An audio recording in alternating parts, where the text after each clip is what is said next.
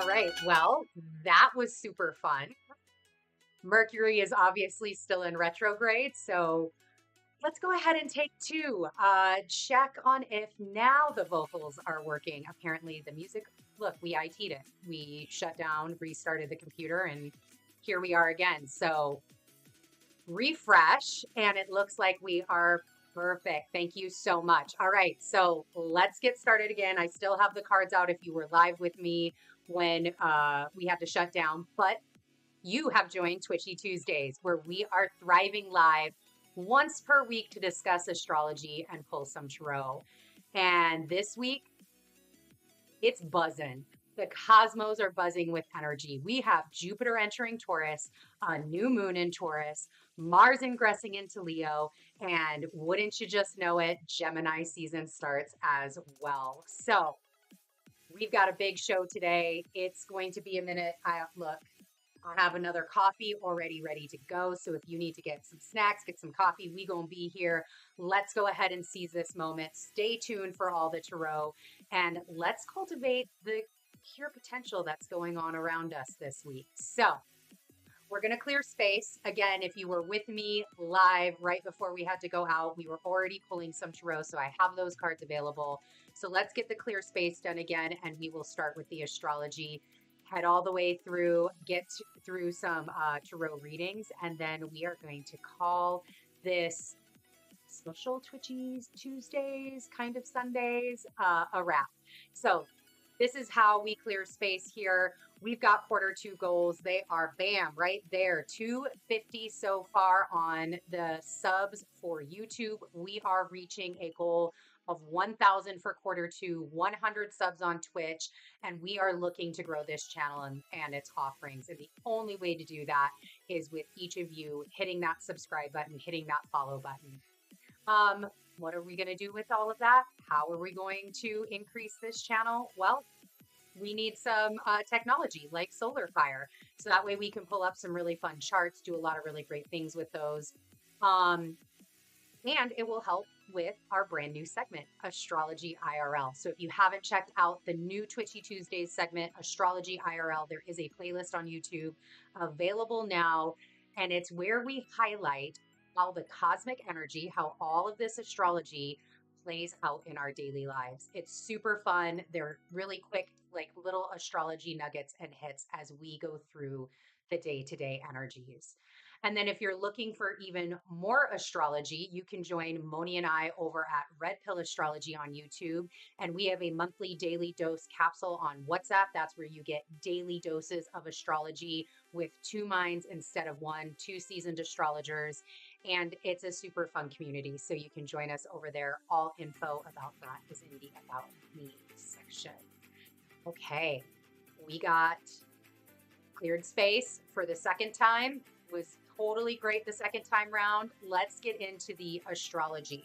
So Twitchy Tuesdays, as most of you know, happens on Tuesday. It is Sunday. It is 11:53 a.m. Central Time. And we are here for a special because I will be traveling next week on Tuesday, so will not be able to be live with you. But obviously, as you saw, it is a freaking packed week. So we definitely had to get in here, definitely had to do this. And we're going to have quite a few tarot readings. So this is how we're going to break down the astrology. I am going to go day by day first. I am not going to highlight the major aspects of this week. We'll get through the whole week first and just those kind of, conversations in between the major aspects. And then we will head into our our four big aspects this week, which is Jupiter's ingress into Taurus, Taurus New Moon, Mars in Leo, and the Sun in Gemini. And that's how we will kind of go through and get little individual readings for each one. All right. Like I said, I'd already started pulling cards, so let me tell you what is on the board. We have the Knight of Pentacles, already here, already primed. Out came the Sun and the Two of Pentacles. So if we look, this is kind of the energy leading us into this week. Yeah, I love this energy. This is some great energy right here. So let let's talk about when these cards came out. So on the 16th, Jupiter ingresses into Taurus. That is Tuesday. We're going to leave that one for the end. On the 17th, Jupiter, now in Taurus, immediately squares Pluto retrograde in Aquarius at 0 degrees, 18 minutes. We're going to talk about Pluto here too, because Pluto's got this gigantic role that he's playing throughout the rest of this year, and then obviously in his transit in Aquarius. So Jupiter ingresses, immediately squares Pluto in retrograde, and that is where this Knight of Pentacles came from. So as Jupiter has been moving through Aries, he's went through Aries incredibly quickly. And Jupiter in Aries was setting out your new world. It was raising it all down, it was burning it to the ground, and it was expanding into what this new world was actually going to be, what his transit in Taurus, what he is going to bring in that stability, in the pentacle things of life, the Taurian things of life. So I love that the Knight of Pentacles came out immediately when we were talking about this aspect with Jupiter squaring Pluto retrograde, because it is this question that Pluto is asking Taurus before he can even get into Taurus and get comfortable is, what are you going to do in your new world? In this new world, because it's not just about, here comes the Two of Pentacles, it's not just about your world. Yes, this is your universe. You are creating your universe, but guess what? You are also creating your universe amongst everybody else's universe. So, how are you creating this? How do they intersect? How do you find this balance right here between these two worlds? How, it's a square off, right? How do you find the beauty, the sun, the abundance? How do you find the gifts that Jupiter is bringing in amongst the square off between this, and I'm going to go back to the Two of Pentacles, between complexity and simplicity? Complex is Aquarius. Aquarius is a complex sign. It is complex in many, many ways, right? And then we have Taurus, which is all about the simplicity, bringing it back down to earth. Be willing to be unconventional in your simplicity. Opposites really do attract, right? We can hold two opposite things to be true at the same time. That's fine. It's okay to be toggling between, okay, it needs to be a little more complex than that, but I still want to keep it simple. Like, I don't want to blow it out of proportion, as Jupiter can just come in and just make everything bigger. And that's why I love that this square is happening right away, because it's that check. Hey, Jupiter, don't just get up into Taurus and just expand.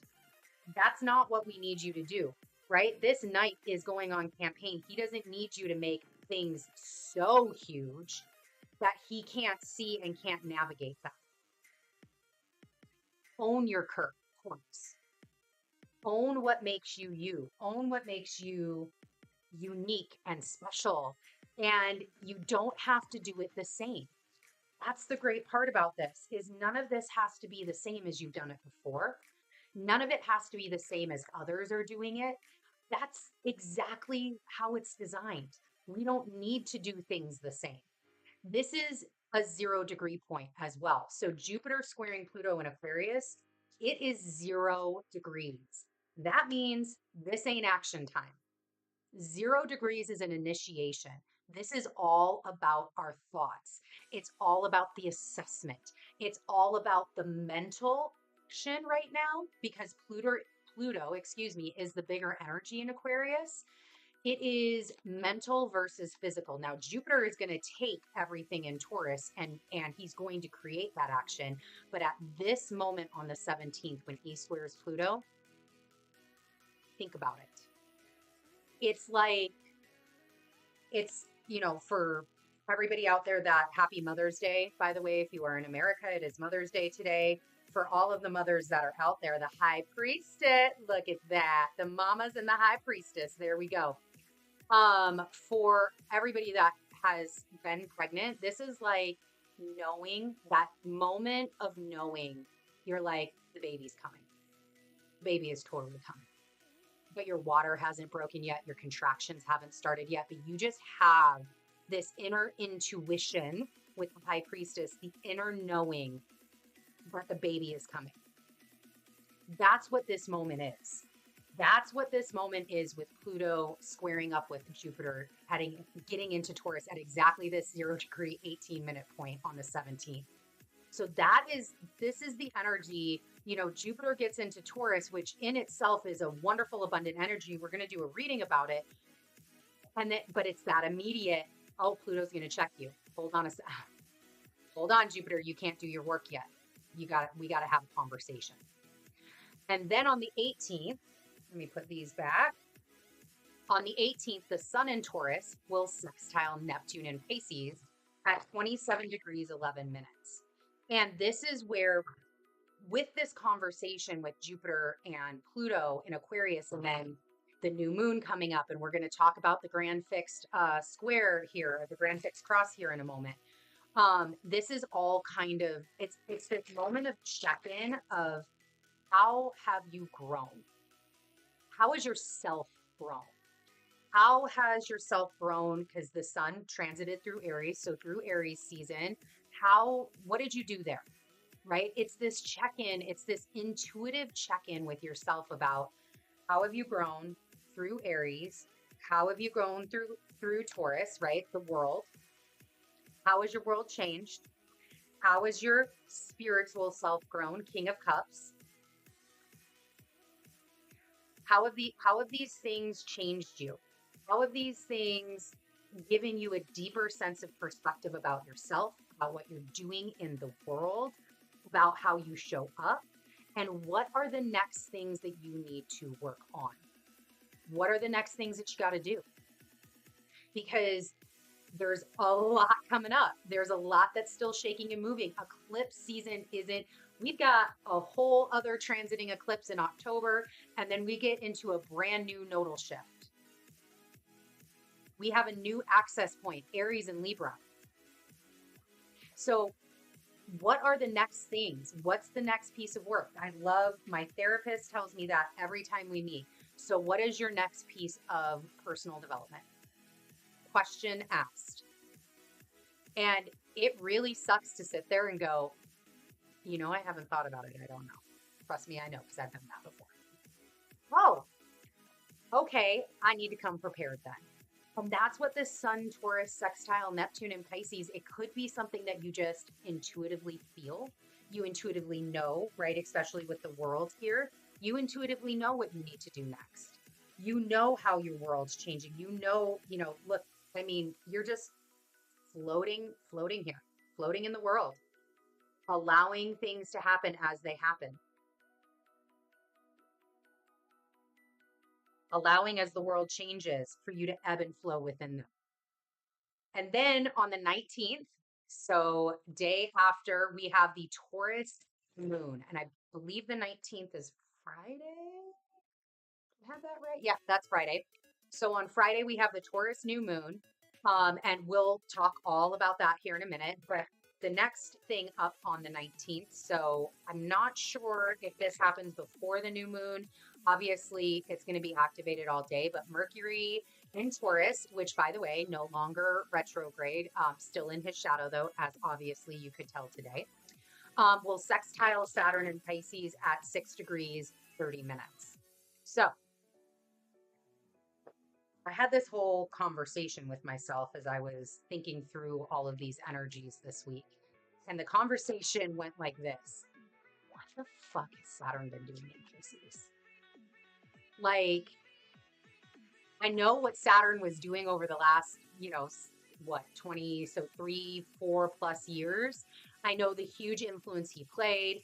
And I know that Saturn going into Pisces is a massive deal. His co-presence with Neptune, we haven't even begun to scratch that surface yet. This co-presence with Neptune is like a 6-year transit. and it's only going to keep building. And Saturn, to me, I really felt this energy is like Saturn's been trying to find his place in this kind of, okay, what am I supposed to be doing here? All right, let me take assessment. Let me take stock of everything. Yes, there have been some astrology, some like world events that kind of align with Saturn and Pisces, but I really got this feeling like he's a hermit or a hanged man right now. If you're going to relate it to the tarot, like it's just really this moment of, all right, I did all the necessary work that I needed to do. Let's see what just popped out here. We have the Judgment, the Six of Pentacles, which continues to just show its face, and the Knight of Wands. Yeah, it's almost like Saturn done his fucking work, right? He's like, look, I've been in my home signs for like ever. I'm good. I had a big role to play. I fucking fulfilled that role. I did it. I did the damn thing. I did the damn thing when I was in Capricorn, when I was in Aquarius. And now that I'm here in Pisces, we're going to take stock. I'm going to take a moment, to get balanced. I'm going to take a moment to really find my footing, really find out where I'm at. But this could be the first time we get a glimpse into what he's doing now that he's got Mercury in Taurus, kind of giving him that warm welcome, like, hey, hi, I'm wondering what you're doing with all of that. I need to know, I need your help. I need to set some boundaries around this.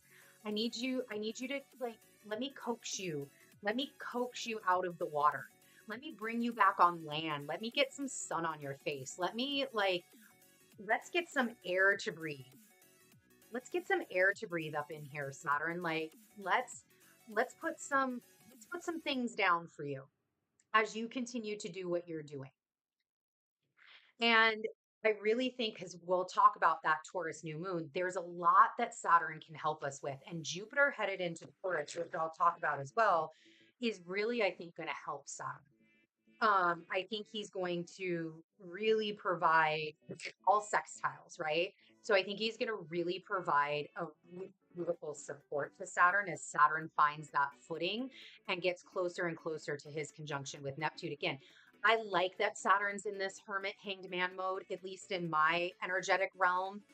That's how I'm reading it, because again, he's done a lot of work. Like, let him get his footing, let him get where he's at, so that way he can make the work that he's going to be doing with Neptune over the next 6 years massively impactful in the highest way possible.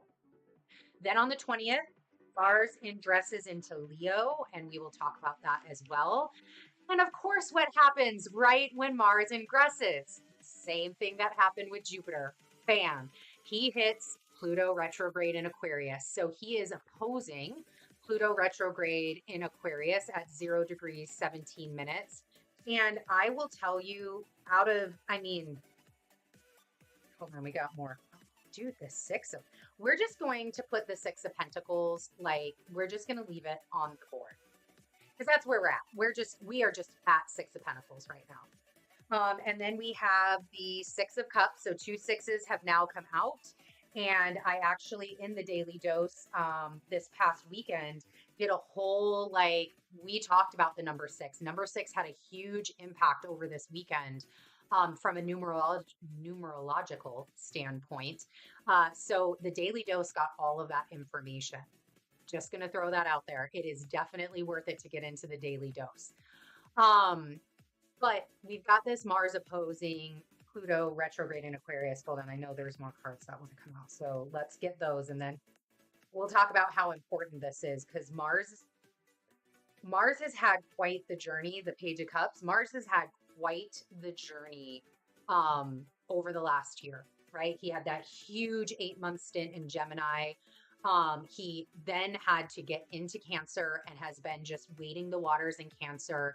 And now he is ready to get into Leo. But before he can get into Leo, it's a hard, pause, right? We're opposing Pluto here.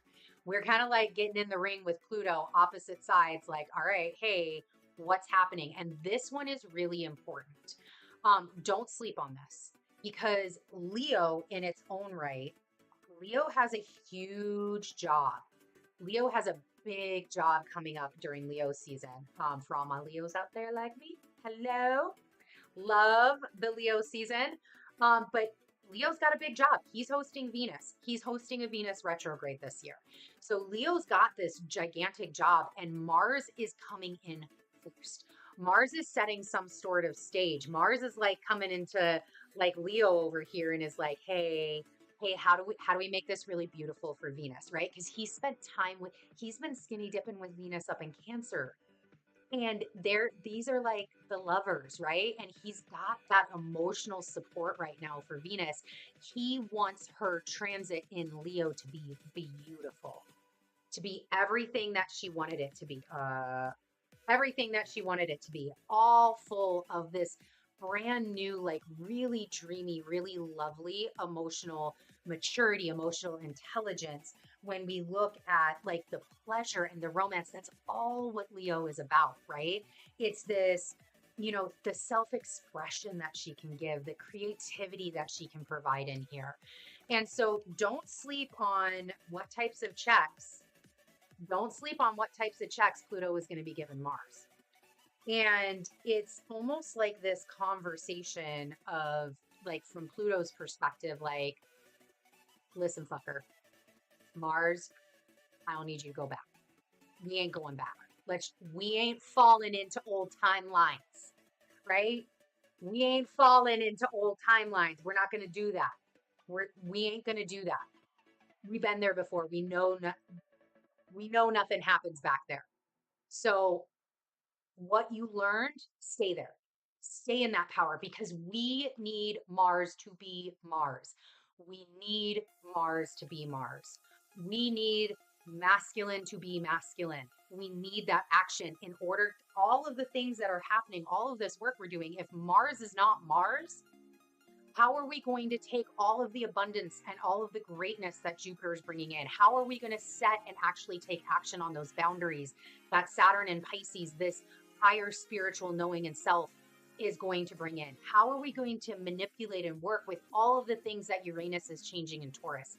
There is just so much. All of the opening that Pluto, first off, Pluto retrograde going back into Capricorn. That means that there's still a lot of changes that are left undone. He's got some other things to transform there. And it just ain't going to be this time. There's more times to come of this. So we need Mars to be Mars. And all of the things that have changed, Mars is the one that has to do something with it. Mars is the one that has to take the action. And like, honestly, he can't be a bitch. Like, he cannot be a bitch. Like, that's just the end of the story. And this is that check. Call it a pep talk, little peppy talk from Pluto.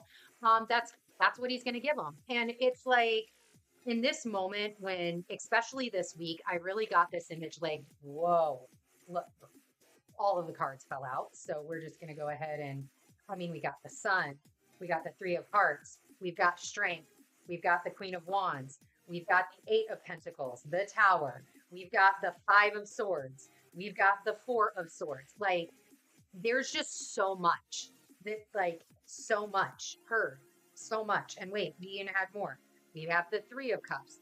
We have the Nine of Swords. And we have the Seven of Pentacles. There is just so much going on right now. It's like our Super Bowl. It's our World Cup final. It's our Olympics. This is our life. All of that just fell out, that's all our life. And it's time to show up and show out. It's time to fucking win. It is time to win. Show up, show out, get into that Leo energy and allow Mars to thrive there in a healthy, high expression manner. And then the next day on the 21st, the Sun ingresses into Gemini. It's Gemini season. We'll talk about that here in a minute, but guess what happens when the Sun goes into Gemini? He trines Pluto right away. So I drop into Gemini, we get that breath of fresh air, and boom, Pluto retrograde in Aquarius is here to trine at 0 degrees, 16 minutes. And This is supportive. Trine's got that support to it. It's not like the check, like the opposition or a square. And it's really, I think, Pluto just and the sun reminding us of all that is important. What's truly important as you begin to look at, like, how am I going to show up and show out? How am I going to win? Why is this all important? Why is it all important? And I love that the sun, like, just literally dropping into Gemini and hitting this trine with Pluto, it could be this like burning away. I'm seeing it as like literal, like fire, Icarus, burning away of old ways of thinking and communicating. You don't need it anymore. We know habits that you've been creating over this time span, over the last year, call it the, you know, the start of the Gregorian calendar of 2023, whatever habits you've been working on. It could even be as something as simple as you took the initiative, the start of eclipse season, whatever that is. This is the moment where you really feel the difference that they're making. You really get into what difference you're making in yourself, in the world around you, your universe. And it's like the old shit's just transformed. It's gone. And you see what it is doing for you. It's that moment where, you've been working out, and all of a sudden you've created these great habits of working out. And now instead of using 20 pounds, you're at the 35s. It's that moment. It's that scene of transformation. And then it's like Pluto asking, do you really need to do that right now? Right? Do you really need to spend the money to go on this trip? Do you really need to go to Austin for lunch? Do you really need to do all of these things? Like, it's Pluto retrograde is going to question the sun in Gemini, who's now excited. We're in Gemini. We're doing all of the fun things, and like making sure, in a very loving, in a very trineful way, making sure that, okay, all of these things are gone. Let's actually act different. Let's think different. Let's communicate different than we ever have before in this new higher version of self, in this new universe that you are creating for yourself. And then on the 22nd, we got no cards for that, by the way. We got a Two of Cups that just kind of wanted to say hi. The 22nd, the sun in Gemini, there's your Gemini. The sun in Gemini will sextile Mars and Leo at 0 degrees, 55 minutes. And that is on the 22nd. So this is kind of like that, like, hey, Mars, what you doing? Are you loving this, Leo? Mars is like, yeah, but I just got checked by Pluto, so I'm here. I'm trying to figure this out. I'm trying to make sure the decisions that I'm making are right. And the sun's like, let me give you some sunshine. Let me love on you. Let me dry you off. You were just in Cancer. Let's dry you off. Let's get you energized. Let's do some jumping jacks. And I love you in my sign. The sun is the ruler of Leo, loves Mars in that sign, loves it. And how I saw this when I was feeling into it, the vision I got was like, this is that moment when the sun sextiles Mars and Leo, where like the tulip, the bulb of the tulip, like literally pops out of the ground and is just like, boop, and like finds the sun, and just the warmth just drips in. And it's the jump start that Mars needs. It's literally the jump start to get him going. And now it's go time. Here's what you need: express, create, move. And this sextile, like, you could feel this building, but because of that Mars Pluto opposition, like, it's not in typical times when Mars gets into Leo, it's not like drop in and go. It's like drop in, pause, and you may feel that energetic pause. And then the sun comes in and goes, okay, go. Here's your energy. Here's what you need to move. Here's express, create, do the things that you need to do. And then that rounds out our week. Little things. It's the little things are going on. It's not big things. It's just little things, right? Not massive transformation in any way, shape, or form. And speaking of transformation, that is where I wanted to start. So let me think about how I want to do this. All right, let's go ahead. We're going to switch to the full card screen. Oh, All of the decks are already in the description box, as you know. Over here on the side, I've got the Work Your Life Oracle and the Super Attractor, because this is all about the abundance right now. Like, I wanted some really like high abundance, focused movement sort of cards, because that's really what we're doing here. Excuse me. And the reason why I wanted to go here. So first off, let me get this over here. This is my new smoky quartz. Definitely needed a really solid smoky quartz for this next week for myself. And let's just talk about Pluto before we get into our first conversation of Jupiter and Taurus, our first major cause. So Pluto, let me make this really clear, like tower clear. Let me make this power clear right now. Abundant clear. You cannot move this year without Pluto being in your business. Period. Dot. Get used to it. He is doing us a favor, actually, making sure that we stay ready, like steady, stay ready for what's to come. Don't sleep on all of these transits with Pluto. Get used to the energy. Get used to the openings. It's ordained. It's a portal. It is energy movement forward for you and your highest path and purpose. There is a reason why Pluto this entire year is going to be expecting when anything moves into a new sign, right? He has influence. There is a high level of influence with Pluto this year. Oh, you want to go into Gemini? You got to come and talk to me. Oh, you want to go into Cancer? You got to come and talk to me. Oh, you want to go into Leo? You got to come and talk to me. The entire time this year. So don't sleep on this energy, because it is vibrant. This is the energy of like true transformation right now. And like, there's going to be a lot of openings. You're going to see a lot of power plays. You're going to see the ability to transform that which is whole. Nothing happens without Pluto's approval this year. You want this union, these two happy people right here? You got it's Pluto. Go give homage. Go give homage to Pluto. It's almost like you want to enjoy this. Well, let's make sure it's for you.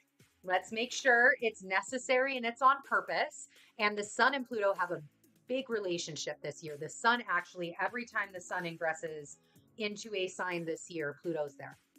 So there is a big relationship, Four of Wands. There is a big relationship right now between Pluto and the Sun this year. And really try to figure out what that looks like for you. Every time the Sun ingresses, jot that down on your journal. What occurs in your energetic field? How does your body feel? What type of dreams do you have? What questions show up? What intuitive hits do you get? What is your ancestors doing? What, as this energy molds every time, that can give you clues as to how Pluto is working with you in your life. How the Sun and Pluto are working together to bring you into the next stages of your life. And, it really, this Pluto reminds me, this whole Pluto journey that we're going on this year reminds me of like Gordon Ramsay, Bobby Flay, a fashion blogger, an editor, The Devil Wears Prada, anything like that. Like those archetypes that they play, except like Glenn Close in A Devil Wears Prada. The Devil Wears Prada is one of the like best movies to showcase archetypes that I thoroughly enjoy the movie. So it's like bonus that it's actually also a really great movie to watch. But her character in A Devil Wears Prada, that is Pluto. You do something, Pluto is there to fucking examine it. And it's like thorough, it's intense, it's not fun, right? All of those things that Anne Hathaway's character went through in The Devil Wears Prada, it's all of that. But at the end, it made Anne Hathaway better. It made her get closer to her path and purpose. It made her understand and truly get to what is valuable, what makes her happy.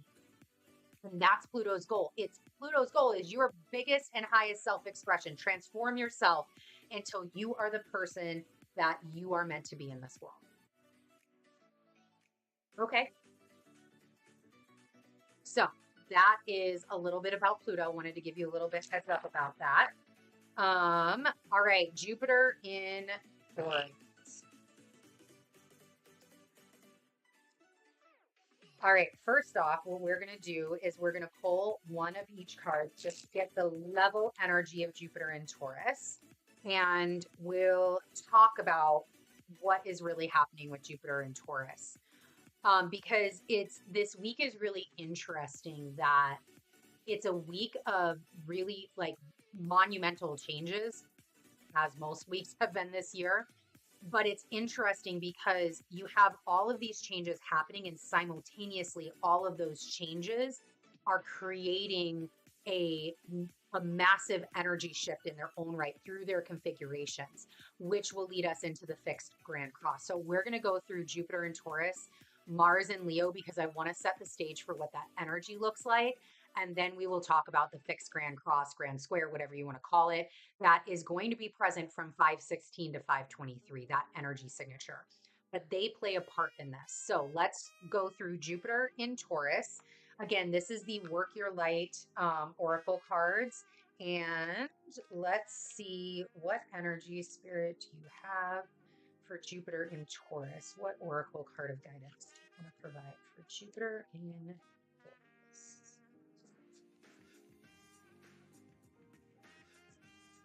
Thank you. The Great Gathering. It's all coming together. Intuitive hits, Soul Tribe. Ooh, I like it. I like it a lot. All right. And then we have these. Oh, okay. They want to do the reading off of this, and then we'll pull the super attractor at the end. So, Jupiter in Taurus. Remember how we talked about where you're spending your time last week? Like that was our whole theme of last Twitchy Tuesday. Where are you spending your time? How are you honing in on, what things, your habits, what things you need to adjust? And this is why. This Jupiter in Taurus is exactly why. What I have been saying about Jupiter in Taurus is there's this sense of like the delight of being human in the world, right? How do I find the happiness and the delight of this human experience that we have in this world that we live in?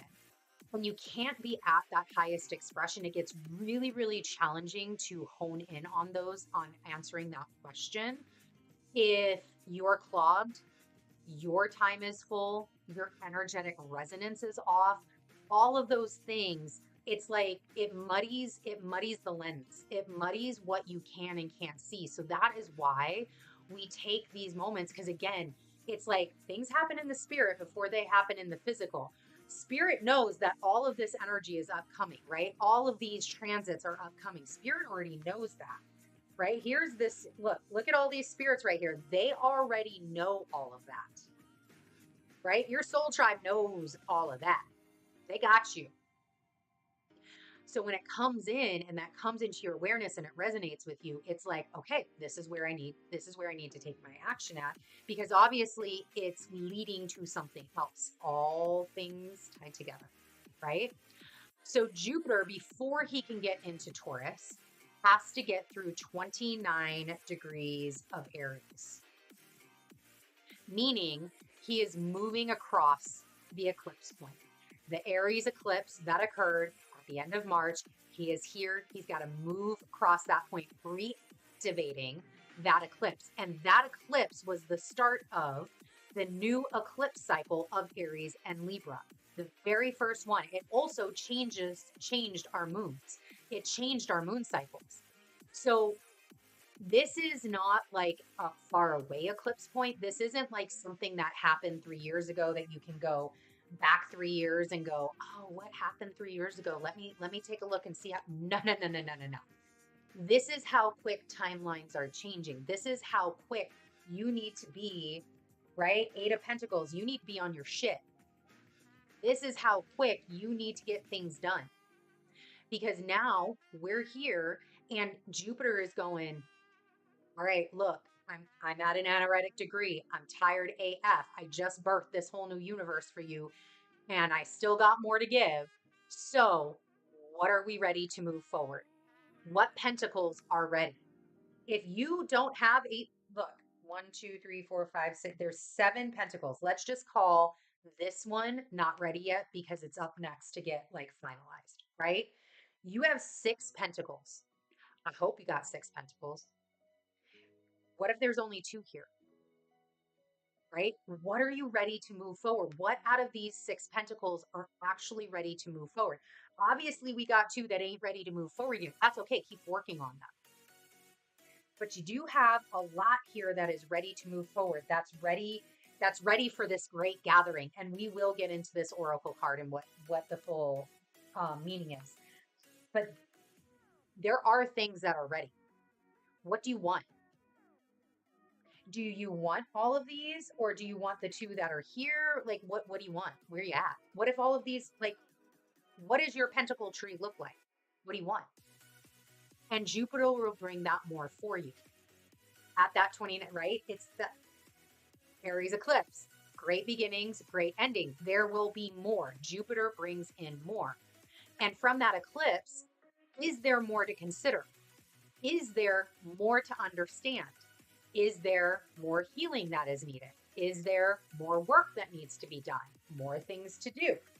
More celebration, the 3 of Cups, more celebration that's needed, more community driven things that are needed, right? We've got the great gathering and we've been kind of honing, there's been sprinkles of this message for the last couple of weeks now, which is there is something that you're meant to do with others, whether that's your purpose being out into the world. So you affect the collective, Pluto and Aquarius, right? You affect the collective, or whether it's more of like your community, your tribe is going to come to you, but it needs you to clear out all of the things that you need to welcome in that energy.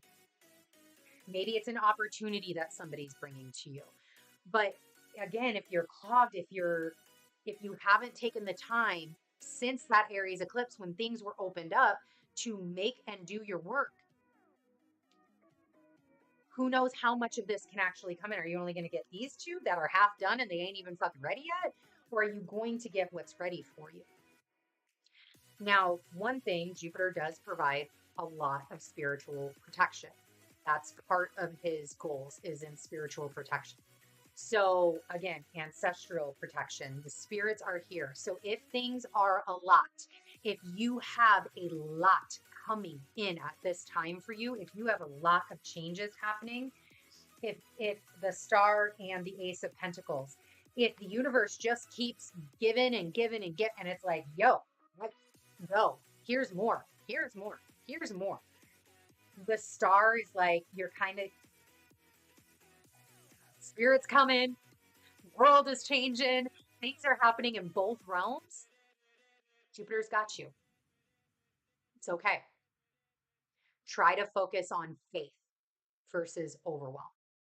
Because the Ace of Pentacles can be a lot, right? Focus on faith instead of overwhelm.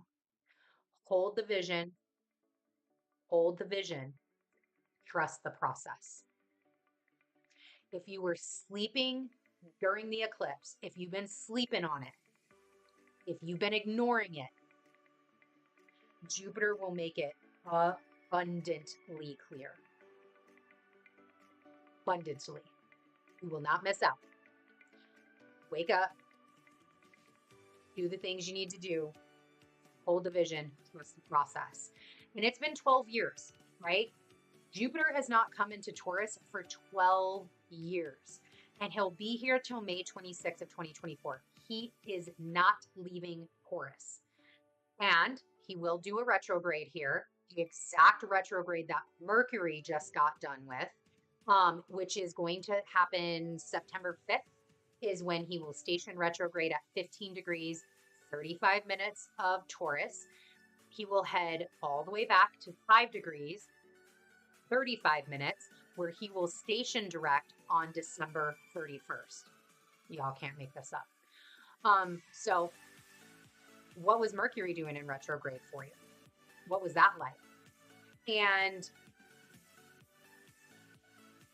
that can be a little bit of the tips, the tools that can give you like where Jupiter is going to be steady expanding for you, right? The same kind of maybe similar themes that you had to like relook at and rethink through Mercury retrograde. Well, now Jupiter is here to be like, expansion, I got you.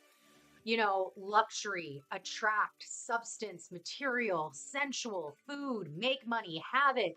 Like all of those things is what Jupiter in Taurus is going to be bringing. And again, when we go back to this Three of Cups and we'll get to the Great Gathering with this soul tribe, how can others work support your own work? That is another question that came out very clear to me.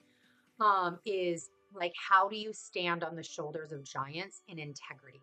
And this is where that Saturn and Pisces comes in from. How do you stand on the shoulders of giants? How do you stand on the shoulders of your ancestors? How do you stand on the shoulders of those that came before you? And you can use that work to support your own work.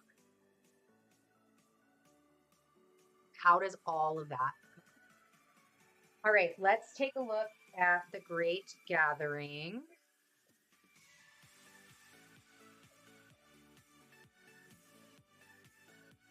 I have to find it. These are not in order.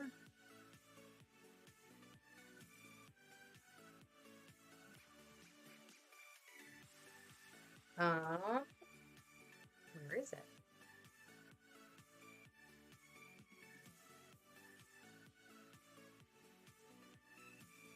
Here it is, 96. So it is an activation card. We're being activated right now. 96. Let's take a look. All right. The Great Gathering. It's all coming together. Intuitive hits and soul tribe. You are being called to let your intuition move you physically. You are connected to a group of souls who are weaving a web around the planet. And as you travel and share your creations, something is rethreaded. This card is an acknowledgement that you are either being called to connect with others who are like you at a soul level, or you already are. You are being called to gather groups of people either by leading them or by becoming part of a group that can support you in your soul's personal mission. You are part of a group of souls who agreed to be here at this time in history to heal yourself, your ancestral line, and the planet. To raise consciousness so that way we can continue to call this magnificent place home for eras to come. One of the many consciously choosing to devote your life to something greater than yourself. It is time to call in your tribe by sharing your soul's voice and letting yourself be seen. When you share what is real and true to you, you share the medicine that you most around you. You are your tribe. They are just like you. And just as you are longing and searching for them, they are longing and searching for you too. Work your light activation. All right, we're going to do this. Bam. Hold the card on your heart and say, I choose now to let myself be seen. I am ready to call in my soul tribe and create a web of light all over the planet. Perfect. Exactly what we were looking for when I was choosing the cards, exactly what was necessary. All right, let's get this super attractor card and then we will go to Mars in Leo. What super attractor card do you have for this Jupiter in Taurus? Whoa. Okay, one, please. We would love one. Thank you.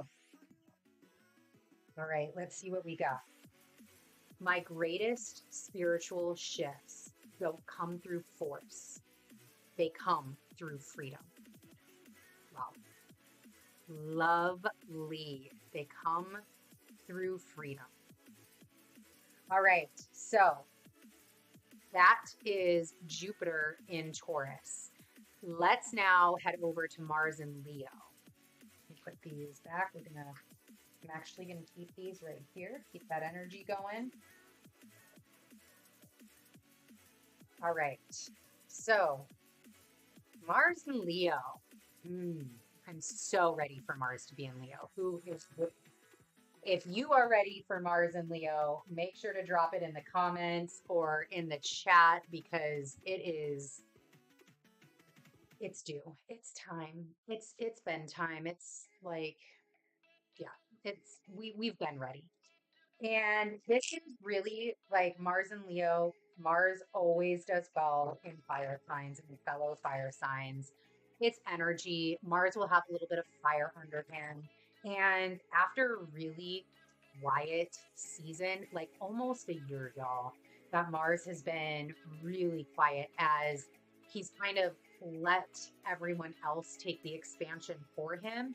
He is ready. And it's like, yes, he's got that check with Pluto, but Mars, I really truly feel is going to do some explosive things in Leo. And not that, like, again, tower moments are how you choose to perceive them, right? They can either be an explosion of absolute amazing, like, propulsions forward. You think about a rocket exploding, right? That propels that rocket up into space. Fucking mind-boggling, by the way. Still, always. Anytime that I watch a launch, I cry. Like the ability. Ooh, I loved this. Isn't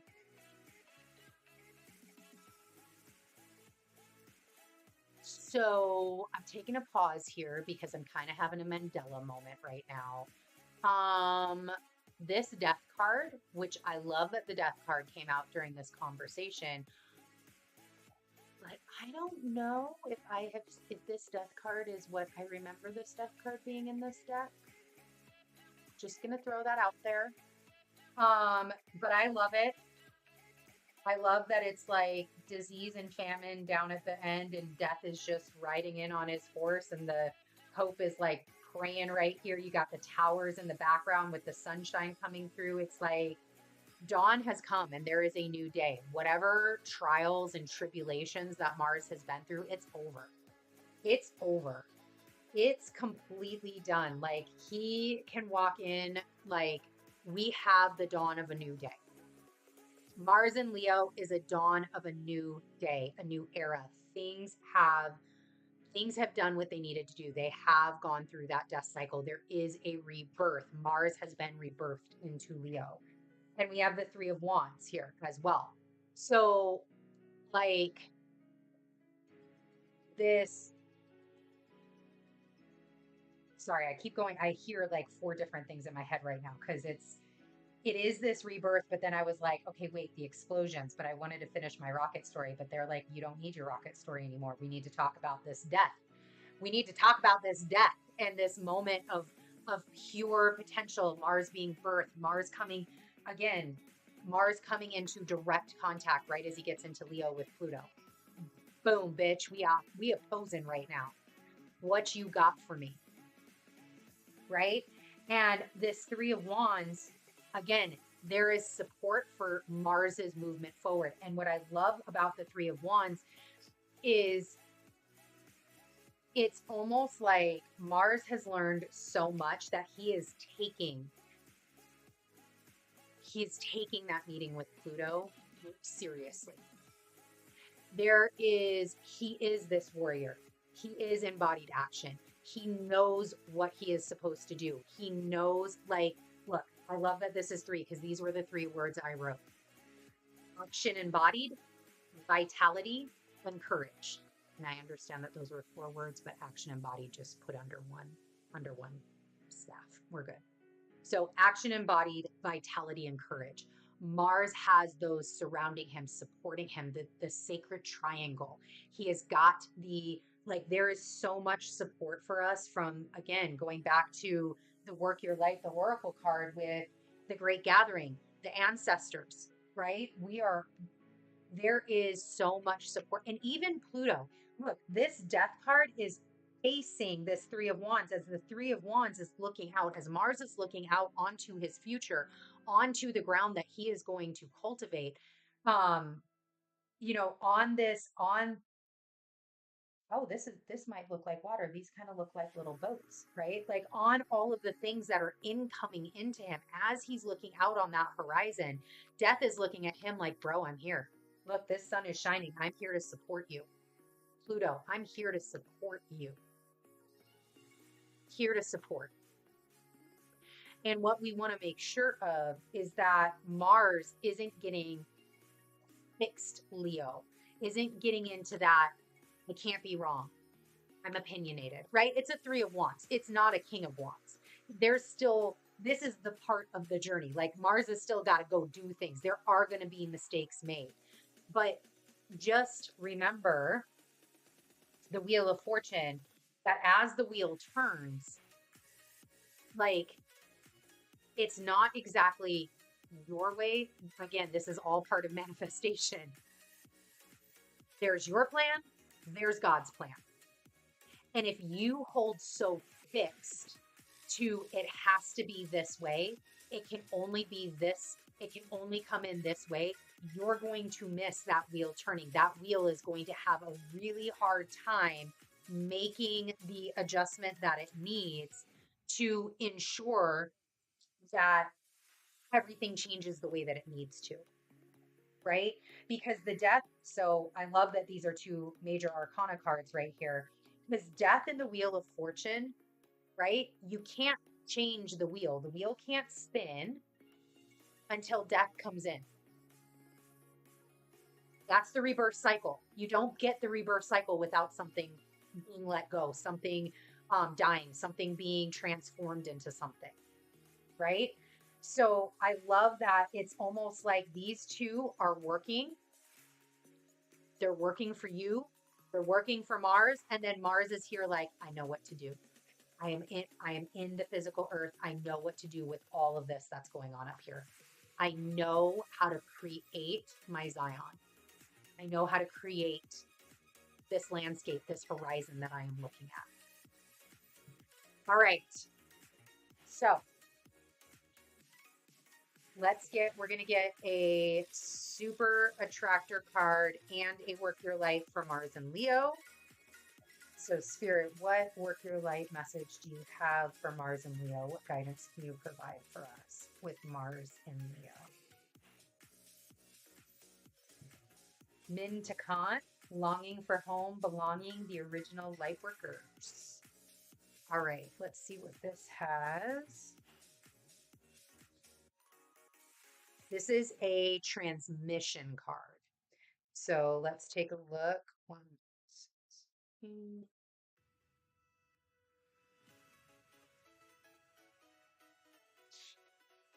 Okay. Mintakan. Mintakans are a soul group who originated on a planet in the constellation Orion. They were the first star beings to travel to Earth and believed to be the original light workers. The Mintakans' home planet is thought to have been a water world with water so pure that you could see through it for miles. That reminds me of that three of wands. For this reason, Mintakans feel most at peace and at home when in or around crystal clear water. They are here to teach us to see the potential in everything and the light in all beings. Many Mintakans have an odd longing for home, quote unquote, and struggle with feeling like they don't belong. It is thought that this is due to their home planet no longer being in existence. If you pulled this card, it could mean that you are a Mintakan or are longing for a sense of belonging, and root chakra healing is necessary for you to feel secure and safe. Perhaps you feel this longing to find home without knowing where that is. Perhaps you've been moving around a lot and yearning for a place on Earth to call your own. If so, you are being called to connect with Mother Earth and create it for yourself now, to choose where you will feel most at home and create it rather than waiting for the feeling of belonging to come. Mars got some action to take. Take towards home. All right, on the heart, and we say, I allow myself to be truly here and at home on this planet. I release any grief around not belonging or feeling held and call in the perfect home. All right, let's see what super attractor we get. All right, what do we have for Mars in Leo? For the super attractor for Mars in Leo. Oh, thank you.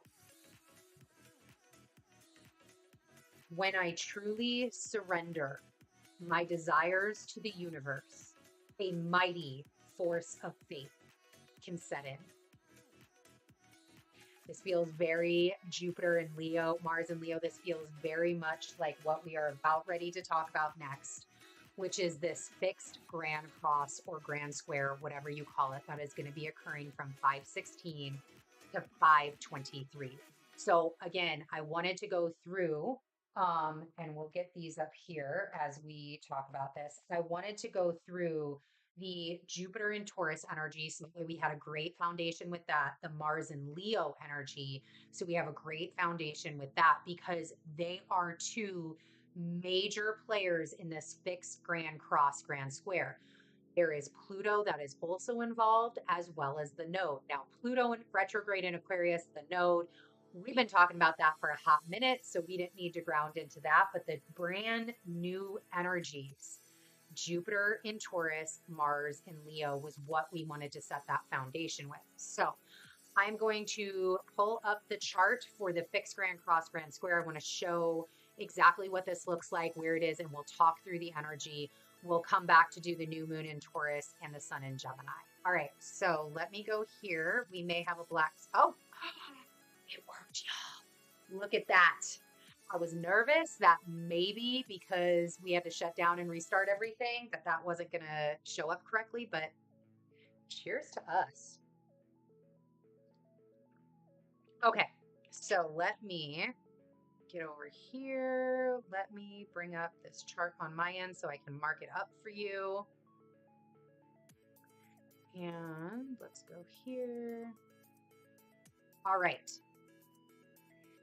Here we are. So first off, this is the chart. I did pull this chart. What exact day did I pull this chart on? Let's take a look up top. So I pulled this chart for 5/20/2023 at 5 p.m. Central Time for my location. So that's how I pulled this chart. The reason why I did that, again, this energy builds. This isn't, yes, there's the moment, but this energy builds from the 16th forward and then wanes or waxes off from this 20th point all the way down to the 23rd. And what we specifically are looking for here, and we're going to go in red because this is what it needs to be. We want to keep, so if you cast this chart for yourself or are looking for a transit chart for yourself in your natal chart, you want to keep Mars at 0 degrees of Leo. You want to keep over on this right-hand side, we have Jupiter at 0 degrees of Taurus. Down at the bottom, so these are all the fixed signs. It is a fixed grand cross. You want to keep Pluto at 0 degrees. He will be retrograde. And then where the other, Scorpio is our other fixed sign. So we have Leo, we have Taurus, we have Aquarius, and then we head over to Scorpio. And this is where the node comes in. The South Node is still in Scorpio, 3 degrees, 54 minutes retrograde for this particular time, this chart.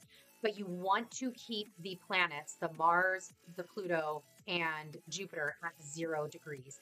That's what makes this so hugely impactful.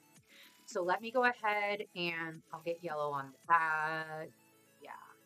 Oh, I want green. I want green. This is what this looks like. So we've got this square right here between Mars and Jupiter. You have the square between Jupiter and Pluto. You have the square, although not exact, right? But this is building, budding energy. You have the square between Pluto and the South Node in Scorpio. And then you have the square between Mars and the South Node. So that creates this grand square, fixed grand, and then we have these two oppositions. So you get the grand cross in the middle. This is amazing energy.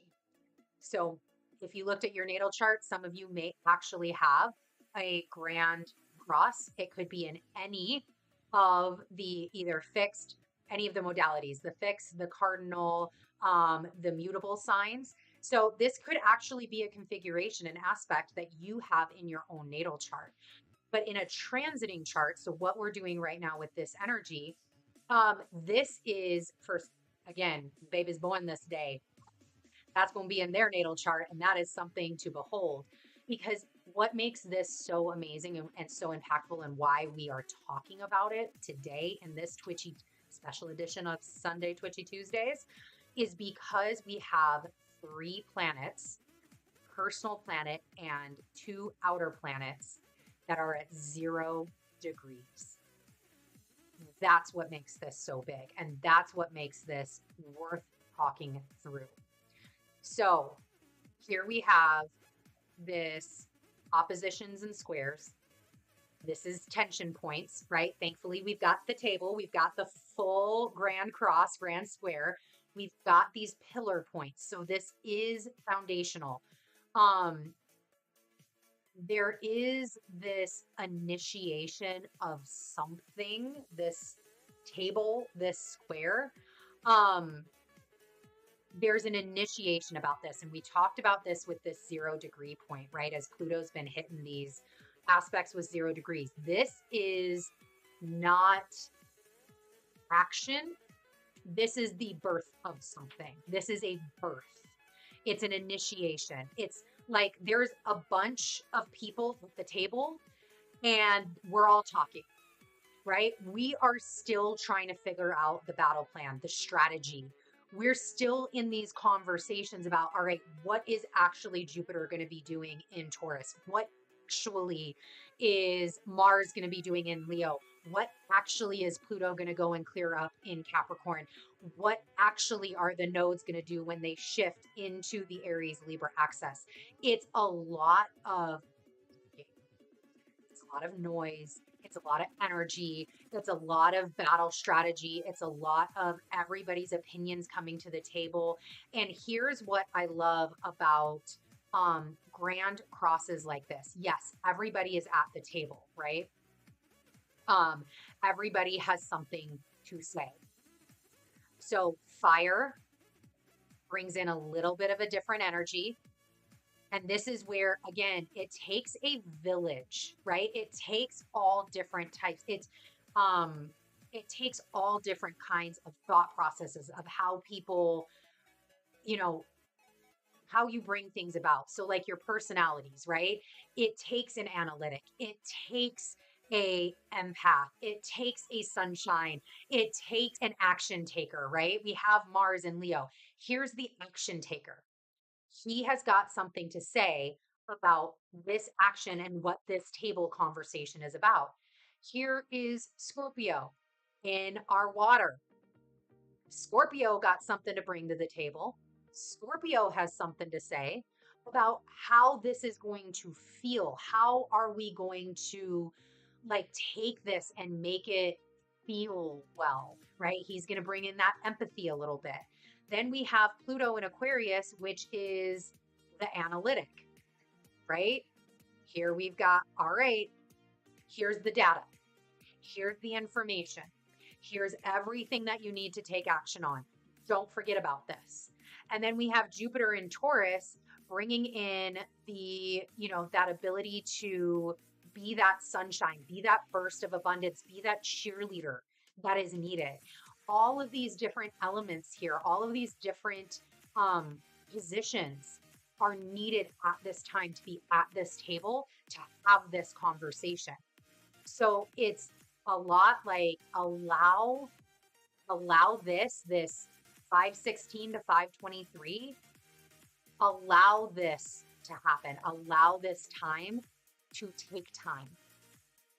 It's okay that this is taking a couple of days. It's okay that, I go back to like conclave, right? It's okay that conclave took 2 weeks to settle because everybody has something to say.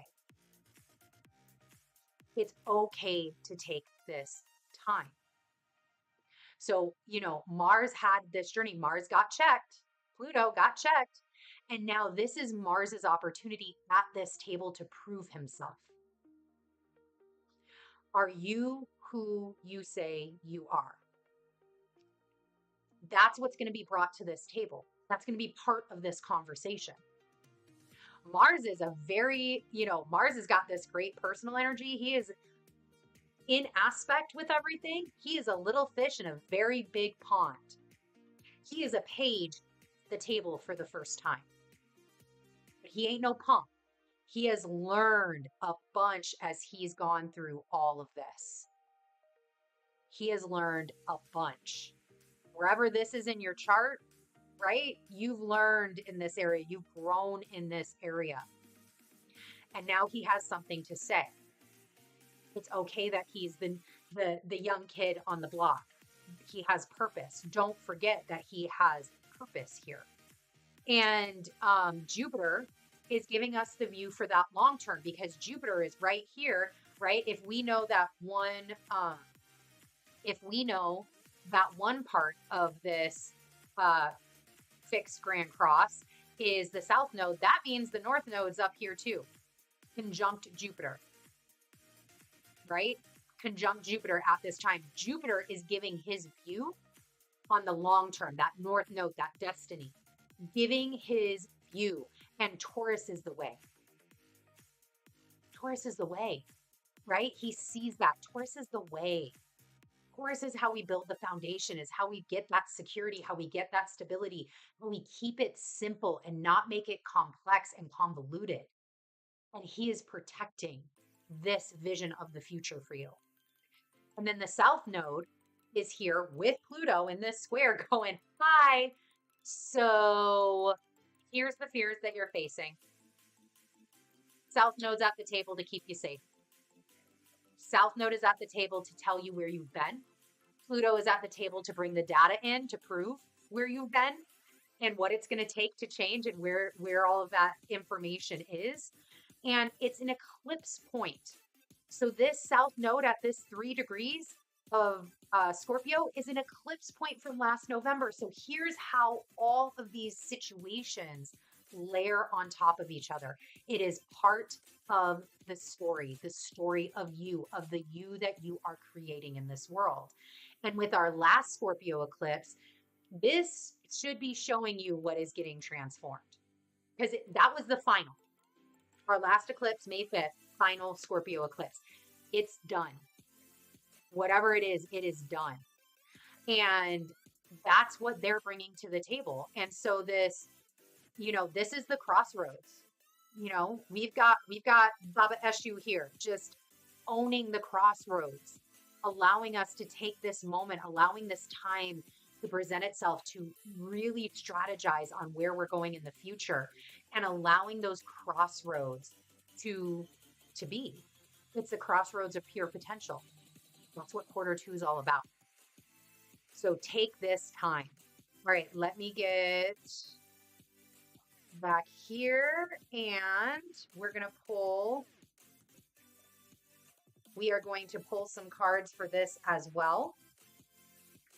So let's go ahead and get a work your light for this fixed grand cross. What message, Spirit, do you have for this fixed grand cross? What guidance do you have for us? Read your message. Whoa, one message, please. One message, please. Vision message. Thank you, Star Mother. How can you mother yourself? All right, so let's see what comes out here.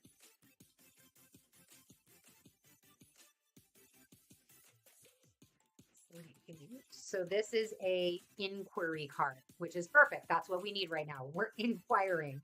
48.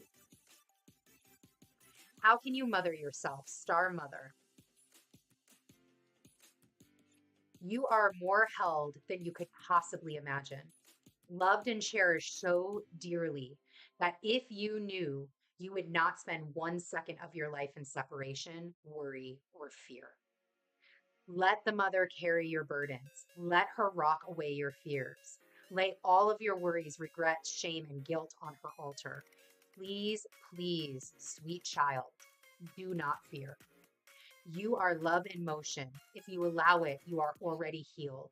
Let her remind you of your goodness. Let her love away your fears. Your capacity to love and hold others is limited to your capacity to love and hold yourself. Be compassionate with your sweet body, mind, and soul. Treat yourself like the beautiful spirit that you truly are. Remind yourself that you are doing your best and try not to carry it all on your own. You have got this, and the mother has got you. Let her broad arms take away your burdens. Let her lift the weight of the world off your shoulders. Forgive yourself, my dear sweet child of the earth. Work your light inquiry. How can you mother yourself? This is the 16th through the 23rd. As this square, it is a square. It's an opposition. There is tension. There is tension in the fixed areas of your chart. How can you love yourself? How can you love yourself during this time? Let's get a super attractor. What do you got for a super attractor guidance for this fixed? Grand Cross Spirit, what do you got for us?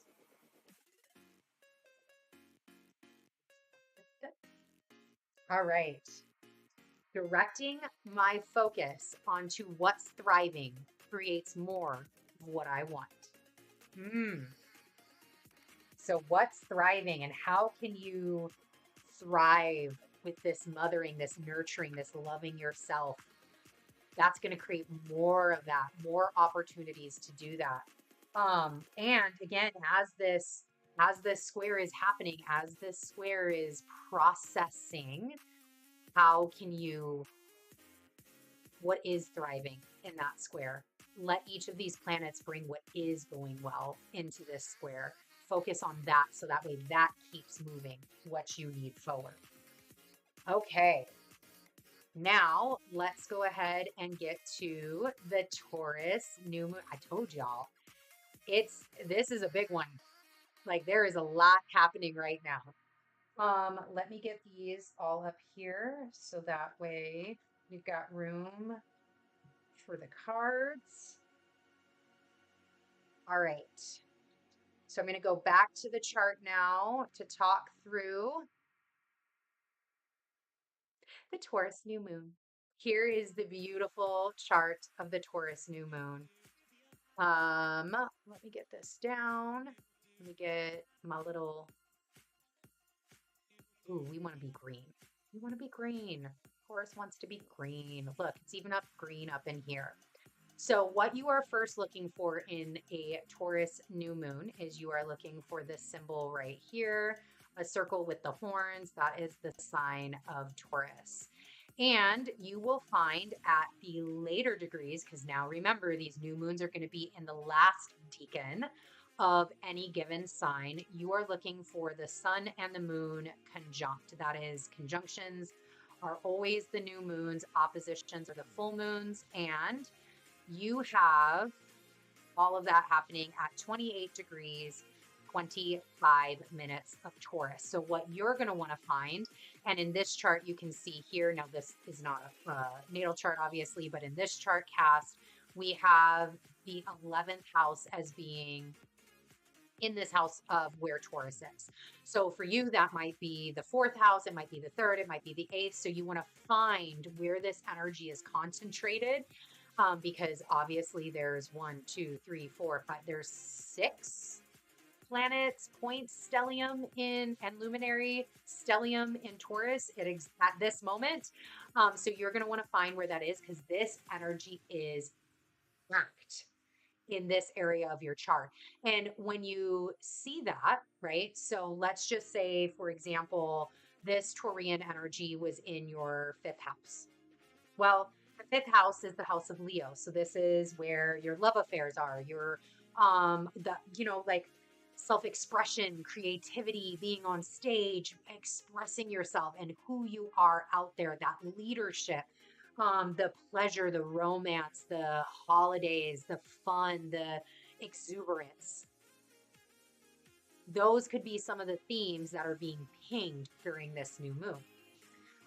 All right, so we have all of that. You can see there's a lot of aspects going on as well. So we'll get into all of that, but let me give you the details. So 5/19/2023, 10:53 a.m. Central Time, 28 degrees, 25 minutes of Taurus is when this new moon in Taurus happens.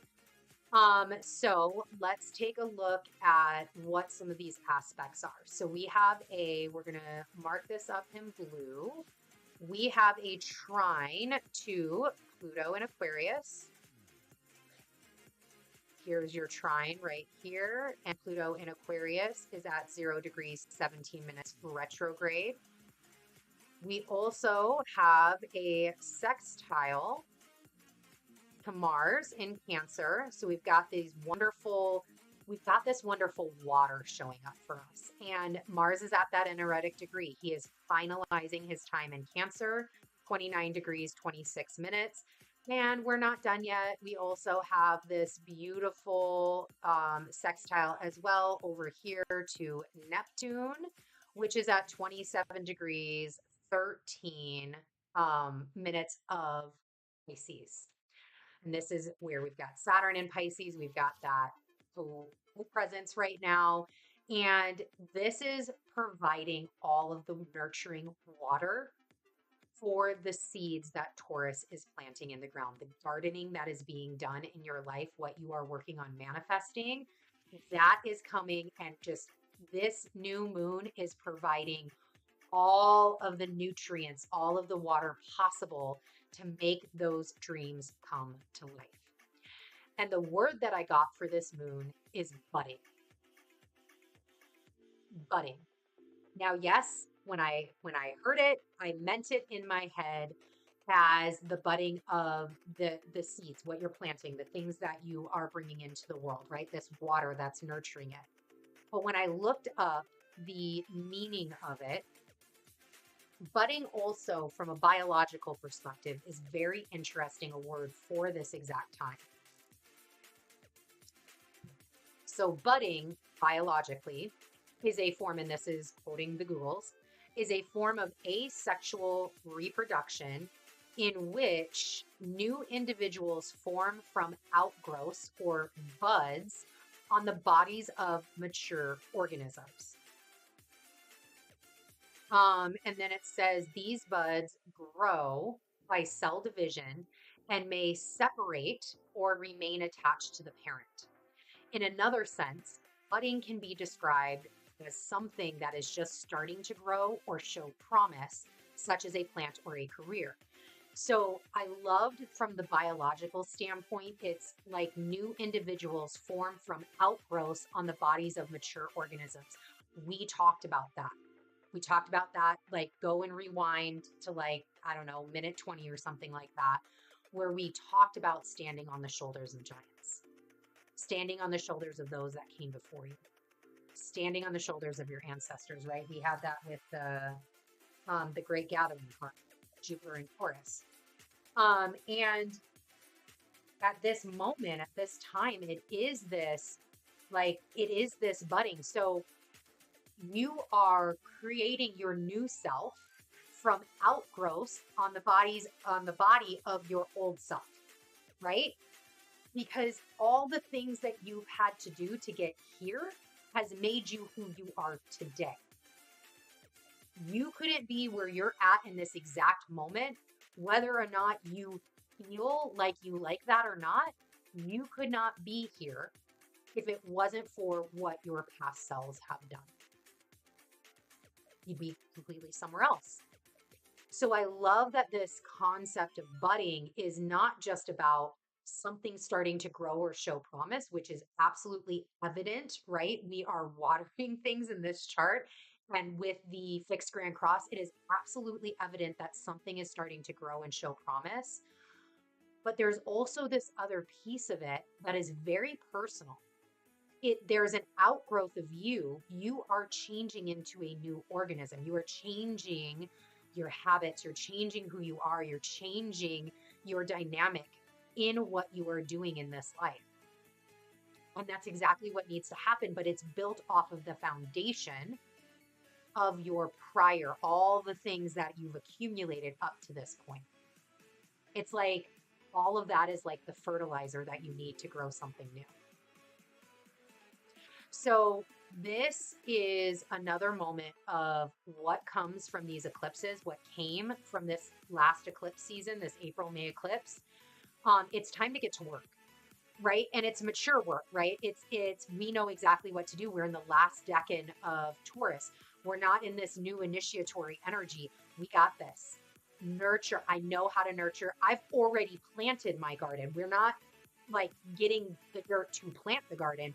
We've already planted the garden. And now it's time to nurture that. Now it's time to water it. And Pluto retrograde also is going to help with solidifying anything that needs to be reworked. Mercury is still, right? Like let's get a little looky loo at Mercury. Mercury is still in his shadow phase. Oh, he does not want to be pink, by the way. Like that was real. He did not want to be pink. Mercury is right here at 6 degrees, 38 minutes of Taurus, right in this melee of just massive Taurian energy. And Mercury is sitting right there, now direct, but still in his shadow. So there is still things that he can also help with reworking things. So again, we have new access points we haven't had over these moon cycles.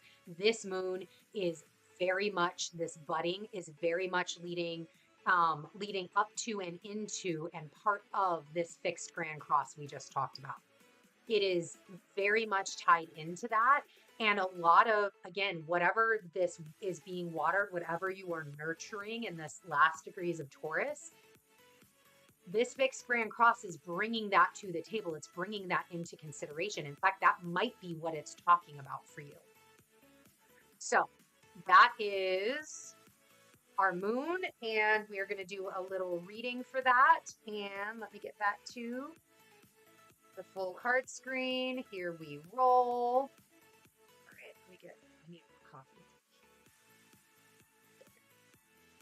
Okay, so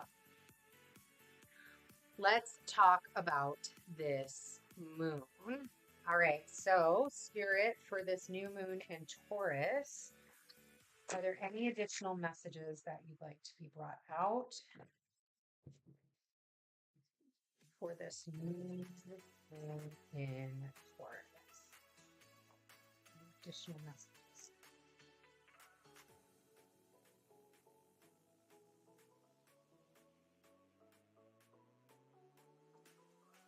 Oh my goodness. Thank you. All right. So this was the middle. This is what fell in the middle, and this is what fell. All right, I love this, and this is how I totally see it. We're gonna balance it like this. Look, it like wants to be right here because this is the house of Taurus right here. Let me get this up. All right, so this is in the middle. All right, so what fell? We had the Fool starting us off. New moon in Taurus energy. We got the Fool. We have the Page of Pentacles, the 8 of Swords, and the 4 of Rods in the middle. And then rounding us out on the other side, which wanted to be in the house of Leo, is the Hermit. Okay, so this new moon in Taurus is part of a larger conversation this week, right? Like we have, again, I talked about that at the beginning. There's all of this energy concentrated on these aspects that are coming through, but these aspects are all tied and like knotted, part of the weaving of the broader picture of this week. And that's why we have these two things over here. So Taurus has this concentration of energy, this new birthing with this Fool here. There is so much potential in this new journey ahead. Again, it's this zero. The Fool is zero. Zero. We have so much energy at 0 degrees of things. We have so much energy of this initiation. And it's part of that is in Taurus. Part of that is in this house of Taurus.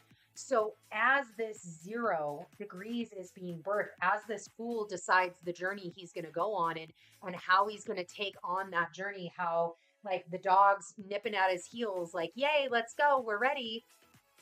On the other side of that is Pluto, right? At the 0 degrees. Yep, he's at 0 degrees of Aquarius. But here in Leo, we have Mars entering into Leo and immediately making that aspect to Pluto. So before Mars can get into the leonine things in life, before he can take all of this action, first of all, at this moon, we just saw that he's not in Leo yet, right? He's in Cancer for this one. He's providing some of those nutrients into this new moon. But this nutrient is going to be, it's like, here, this is the last thing I have to give, and then I've got to go do something with it. But this hermit, this is that building energy. This is that building energy of Mars getting into finishing out his time in Cancer with this new moon, then immediately getting into Leo and immediately meeting up with Pluto and being part of this gigantic fixed grand cross we have this week. And there is some of this, again, while it's like this fool and this hermit is a beautiful balance. It's a beautiful way to balance out energies because it's this, yes, go and take that action. Go and take that energy. Go and take those things into the future. Go ahead and take those risks, the healthy risks that you're looking for. But don't forget to sit and think. Don't forget to take that time to listen to the conversations, to listen to your intuition and guidance, to listen to the things that are coming in, to listen to this table talk of these 4 massive energies. There's something that they're trying to light up for you. You have to be willing to listen. You have to be willing to acknowledge the self. And this is the second time today in this reading that we've had 2 major arcanas essentially like containing what is happening personally in the minor arcana. So here we have, again, the fool and this hermit. That's that higher self energy. This higher self, Jupiter in Taurus, you are protected. You are protected. You've got things working for you on the outside. So what do you need to work on the inside during this new moon in Taurus? Well, we have the Page of Pentacles. Keep that vision. Keep your vision. Keep the vision. Hold the vision. Trust the process. Because this is the process. Yay, we have 8 of Swords. That's the process. The process of letting go of your fears, the process of letting go of your old timelines, the process of owning who you are, process of understanding that even if you are tied up, you have the capacity, the power, the knowledge, the know-how, the support that you need to get out of it. Understanding that it is through this that all things are possible. It's through your transformation. It's through this hermit, right? Because this is kind of another form of the hermit. Here this 8 of Swords is blindfolded, bound. I have to sit here. It's like a mini blend between the hermit and the hanged man. I gotta sit here. I gotta sit in my shit. I gotta sit in who I am. I gotta sit in the knowledge. And I have to come back to this Page of Pentacles. I have to rely on what I know. I have to rely on my vision, on my purpose. I have to rely on the foundations that I set. But I know, because another way you can always look at this Eight of Swords is I'm protected. As long as I'm doing what I need to do, I am protected. Now, again, this is a fixed new moon in Taurus we're talking about, but it is part of that larger story. It is a fixed signs. Don't get stuck. You can be protected all you want, but you better still be moving. You can be in this hermit and understand you're protected all you want, but you better still be doing something. Better still be taking this action.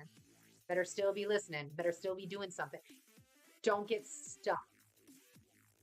Because at the end of it all is the 4 of Rods, is the union, is the 1111, is all the things that you're looking for, is the energy that is needed to create that divine union. Everything is here. This is that pure potential. It's at the end that you got to go through that. You got to go through all of these things to get there. And this new moon is nurturing all of this. It's nurturing all the things that you've already planted that you said you wanted. Stand up, know what you want, hold to your boundaries, hold to your vision and your purpose, allow those things to maintain, and victories on the other side. All right, let's get a work your light for the moon. Oh, thank you. I want this one. Ooh, the crumbling. Here we grow, y'all. That is right on time. All right, so that's your tower. So let's talk about what is crumbling for us. So the crumbling is a inquiry card. All right, here we go. What are you clinging on to? There is a shift happening right now where anything inauthentic can no longer survive. Relationships, jobs, social structures, anything built on shaky ground is destined to tumble down. Hello, Uranus and Taurus. Like, really? Seriously, like all that Turian energy. That's exactly what this is. All of that Turian energy. All right. So we have, where was I? It's happening to bring you back home to who you truly are, both individually and to society as a whole. So you can live a life that is in alignment with who you truly are. When you're in the thick of it, it can feel like a personal attack from the universe. Shocking that I laid it right on top of the Eight of Swords, right? Have faith, hold vision, trust the process, because the difficult times will be your defining moments. Budding. You can't make this up. You will be reborn in the fire. You are being called to surrender, to stop trying to hold it all together, to loosen your grip, to let the crumbling occur. It may be difficult at first, but in the end, the sooner you let go, the sooner the rebirthing will occur. What are you trying to hold together? What are you doing your best to avoid? How are you trying to pretend everything is okay? You have what it takes to allow what is falling away to tumble and fall.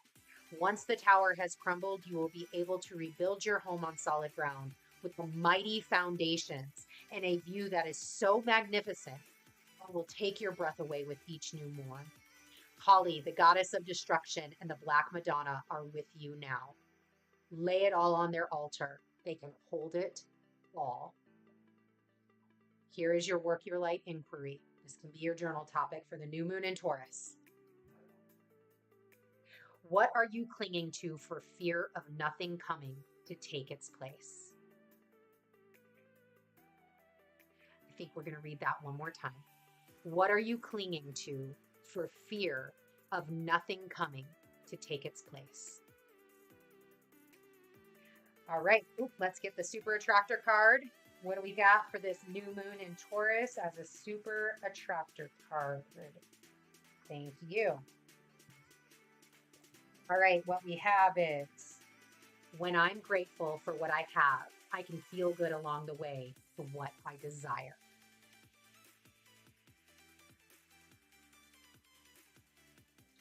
We talked. This is just rehashing what we said in the first hour. Jupiter in Taurus, you cannot be, if you are clogged, if you are so worried and you're so fearful about this tower moment that's occurring, if you've got all of this stagnant energy, if you are clogged, if your energetic resonance is not where it needs to be, you can't get on your way to what you desire. You'll take steps, but it ain't going to be as far. All right, that new moon in Taurus over, and we've got one more for today. Ooh, hour 40. Thanks everybody for sticking in. this was going to be this is how big this week is. This is how big this week is. All right. So the last thing that we have to talk about today is the sun in Gemini season. All right. So sun in Gemini. First off, happy solar return to all the Geminis out there. Gemini rising myself. So I'm definitely particularly fond of Gemini and Gemini energy. So Gemini energy is ruled by Mercury. So it is a masculine sign. It is all about the duality. Oh, two cards came out. Let's see as I'm talking about duality, what comes out? We have the 9 of Wands and the Page of Pentacles. Action. Making that action turn into something tangible. It is a mutable sign. So it does have the flexibility, the ability to be molded, the ability to hold more than one element inside of it, more than one thought process, more than one thing in it. It can definitely be flexible. It is air, and its key phrase is I think. Gemini rules the shoulders, the lungs, the arms, the hands, the things that have two on the body, as well as the nervous system. So we've got this, I'm just going to keep like throwing out cards here. We've got the 9 of Swords and the 2 of Pentacles. So Sun in Gemini, there's an opposition with Gemini that occurs. The High Priestess. It's these dual forces, these oppositions, right? Nature versus nurture, human versus divine, heavenly versus earthly. And versus, don't take that out of context as like one's got to be pitted against each other. That is not like, that's the struggle here. Like these things that are a struggle here, we're going to put this right here. These things that are a struggle right here, this 9 of Wands and the 9 of Swords, those struggles come from thinking that Gemini is a versus, right? Like they're pitted against each other. But this Page of Pentacles and the 2 of Pentacles and this High Priestess guiding the way, these tell you that it's actually about finding the balance. It's not a versus. It's the ability to hold both. It's the ability to nurture and understand both. It's the ability to, even look here at this High Priestess card, right? We've got a B and a J. We've got a black pillar here. We've got a light pillar here. And this position, this dual forces of nature, it's the ability to sit in between the two with Gemini. It's the ability to hold these two in Gemini. It's the ability to understand that this, let's call it a tapestry, this weaving of the world behind this High Priestess. Every thread has a purpose, and every thread can hold multiple colors within that one strand. And overall, while we may not be able to see the entirety, right? Here's Spirit in the front. We may not be able to see the entirety of this tapestry. It is always being woven with perfect precision. So it's nature, nurture, human, having a human experience, the divine, heavenly, earthly, right? So it's all about experience of self in Gemini, the experience and what it can teach you, being versatile, being adaptable, holding a lot of ideas and truths, right? Holding a lot of ideas and truths, and not in a way that makes you, like here in this 9 of Swords, right? He's holding his head in his hands. That it's time we leveling up from all of that. We leveling up from all of that. We can stand in power with this High Priestess here. We leveling up from that. It's a concept of letting. letting all of this energy be able to be present within you in your experience and not preventing it or forbidding it, but rather allowing it to encompass everything. One thing with the sun in Gemini to be aware of, and they're saying that that was more than enough. Cool. One thing with the sun in Gemini is watch starting projects, but not finishing them. So this is where I love that Mars will be in Leo at the start of the sun in Gemini season, because Mars will be there to be able to provide that level of the projects, like getting them going and actually continuing to take them through, continuing to build and develop. Because from Leo, we go to Virgo, and Mars in Virgo also has that push forward, right? Calculative push forward, the ability to then actually finalize or know the next steps to finalize. So I think this is a really wonderful Gemini season because we are going to be starting a lot of things. That's probably already happening right now. And you can push all of this forward. You can push all the things that you need forward. Here is the house of Gemini right here. You see travel. This is more than likely short-term travel. Communication, daily activities. So, all right, let me put those back and let's get a work your life and a super attractor card for the sun in Gemini.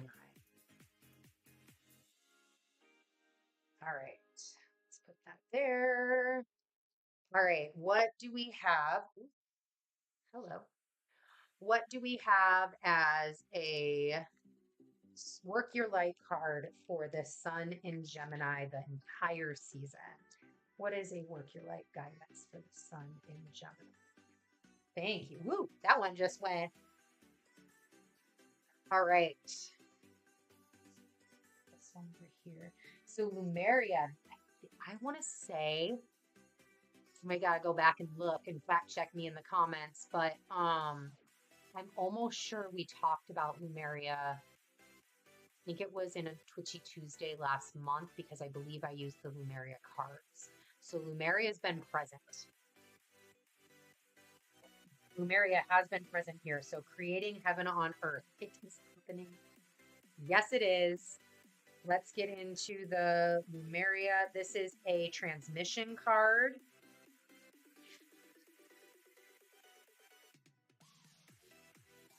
All right.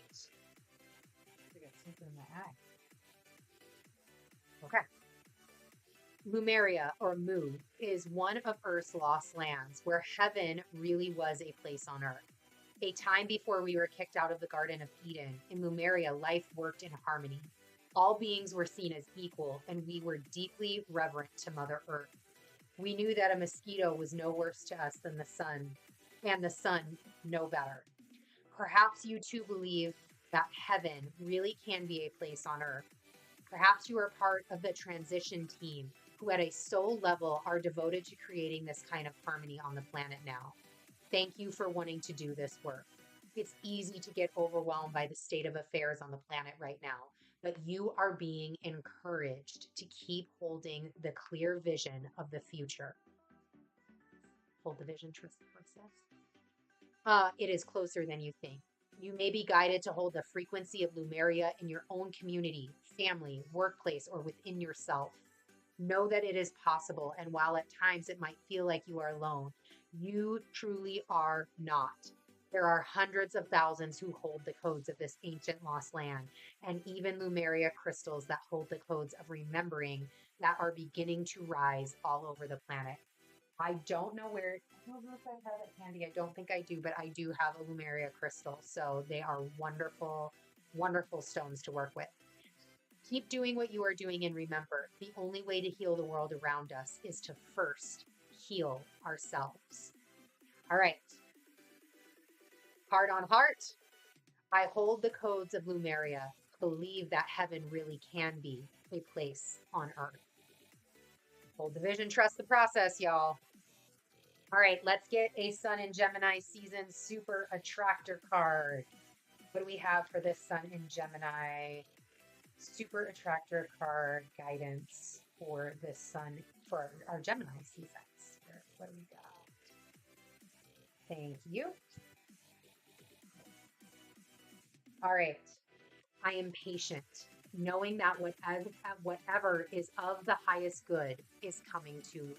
And I love that there's this pregnant woman right here with the flower. And I am patient, knowing that whatever is of the highest good is coming to me. All right, so let's get these out. We'll do one final little look. There we go. We've got this. This is the week, y'all. This is our week. This is the energy that we are moving forward over the next couple of months with, into the next couple of quarters, into harvest season. So this is it. We have Twitchy Tuesday done. Let me get back to this chatting screen. All right. So that was a lot. Where are we at right now? We are at almost 2 hours. And I thank everybody for joining me live on this special edition of Twitchy Tuesday. Yes, we know we're normally here on Tuesday, but I will be traveling all of next week. So not able to do it. We will be back live. Tuesday the 23rd. We will be back live, Twitchy Tuesday, 5:30 p.m. Central Time, like normal on Twitch and YouTube. And until then, enjoy this massively transformative week. Enjoy all of this brand new energy headed into Taurus with Jupiter, Mars into Leo, and the Sun into Gemini. Bye, everyone.